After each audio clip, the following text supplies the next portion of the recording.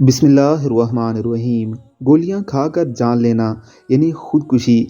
हज़रत अबू हुरैरा रज़ी अल्लाह ताला अन्हु से रिवायत है कि रसूलुल्लाह सल्लल्लाहु अलैहि वसल्लम ने फरमाया, जिसने लोहे से अपनी जान ली उसके हाथ में वो हथियार होगा और वो उसे जहन्नुम की आग में हमेशा अपने पेट में गोमता रहेगा। और जिसने जहर खाकर खुदकुशी की तो उसके हाथ में जहर होगा और वो जहन्नुम की आग में हमेशा इसे पीता रहेगा। और जिसने पहाड़ से गिरकर खुदकुशी की वो जहन्नुम की आग में हमेशा गिरता रहेगा।